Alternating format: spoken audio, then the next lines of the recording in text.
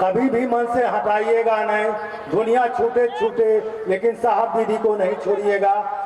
और बहुत से लोग आए हुए हैं, दीदी आए हुए हैं, उनको वापस भी लौटना है। चलिए इसी के साथ आप तमाम भाई बहनों के चरणों में मेरा प्रणाम है। चलिए आप सभी के चरणों में मेरा प्रणाम है। देखिए, मैंने जो अपनी इसे शिष्यता की जिंदगी और जो इस लौकिक जीवन को हम जी रहे हैं, मेरी जो अनुभूति है, एक के साहब दीदी तारनहार बा हमार और दूसरा कोई उपाय नहीं है। मैंने जो अनुभव किया है, यदि मैं शिव को गुरु नहीं मानता, साहब दीदी के बताए मार्ग पे नहीं चलता, तो आज इस मंच से अपने गुरु शिव की बात मैं नहीं करता, या तो जेल के सलाखों के अंदर रहता या धरती से छोड़कर चला गया होता।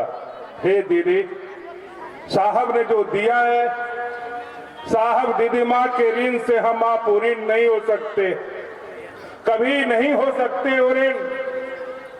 ये अनमोल रत्न हमको आपको मिला है, लेकिन उन्होंने जो कहा है उस मार्ग पे हमको आपको चलना होगा। दीदी माँ कह गई कि तुम गुरु कार्य में आगे बढ़ो, मैं तुम्हारे रास्ते का कांटा चुनूंगी। लेकिन ईमानदारी पूर्वक साहब कह गए कि मैं शरीर में रहूं या ना रहूं, तू जहां मुझे याद करेगा मैं वहीं तुमको मिलूंगा। और मैंने अनुभव किया है, यह हो रहा है। आप सभी भाई बहन से मेरा यही निवेदन होगा कि भैया और दीदी यहाँ उपस्थित हैं। हे दीदी, एके साहब दीदी तारनहार बा हमार, 3 सूत्र 3 विधा जो मिला है। अभी कह गए सुरेश दा कि तू अपने शिव को छोड़, मेरे शिव को पकड़। वो नंबरदार की बात साहब समझा रहे थे, लेकिन मन नहीं समझ रहा था। जब शरीर छोड़ दिए साहब, अब मन में समझता है कि साहब क्या समझाना चाहते थे। तू अपने शिव को छोड़, मेरे शिव को पकड़। चलिए ना आगे, देखिए आगे आगे होता है क्या। हे महादेव, तेरी महफिल में हम भी किस्मत आजमा के देखेंगे, घड़ी भरी सही हम भी आके देखेंगे। चलिए ना, कमाल का ये जो विधा मिला है, महागुरु महादेव की दया अनवरत बरस रही है। मात्र अपने आध्यात्मिक पिता और माँ के बताए मार्ग पर चलने का प्रयास करिए, हमारा आपका जीवन धन्य होगा। हमको आपको इस धरती से जिस उद्देश्य के तहत आए हैं उसको पूरा करने से कोई रोक नहीं सकता। और हमारे आपके लिए साहब कह तो गए हैं, वो बैठे हैं कि आओ चले शिव की ओर। चलिए ना उस दिशा में। आप सभी भाई बहन के चरणों में मेरा प्रणाम। देखिए, जो भी भाई बहन इधर उधर घूम रहे हैं, ममता की देवी दीदी नीलम, सामने जितने भी वॉलेंटियर गण है बैठ जाएं। आप लोग बैठ जाएं, छोड़ दीजिए, जो जैसे हैं रहने दीजिए। भेदभाव विभोर कर देगा हम लोगों को। मैं कंफ्यूज थी धर्म संकट में कि मन में तो मैं कुछ भी गा लेती हूँ, ऑडियंस के सामने भीड़ में अपने भाई बहनों के सामने क्या गाऊं।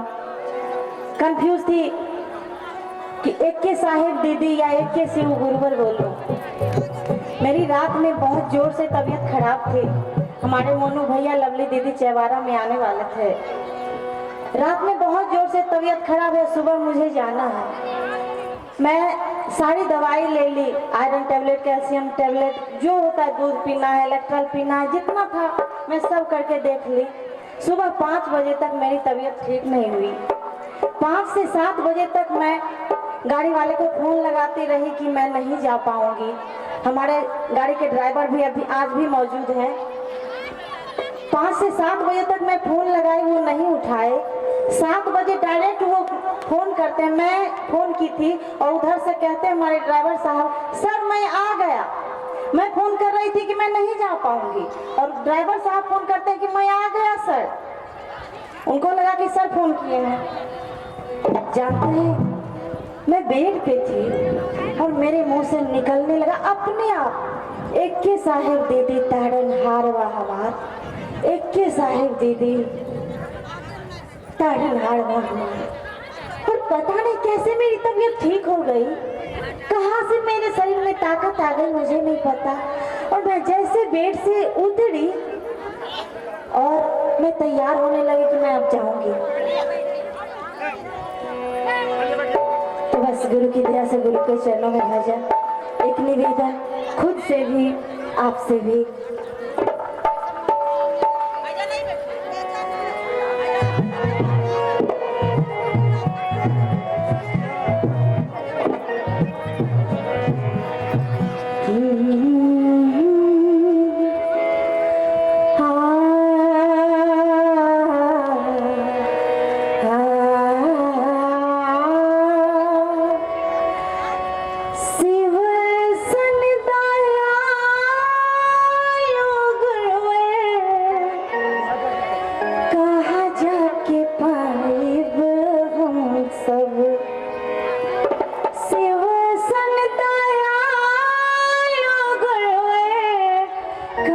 जाके पाइब हम सब, अहो अहो भैया,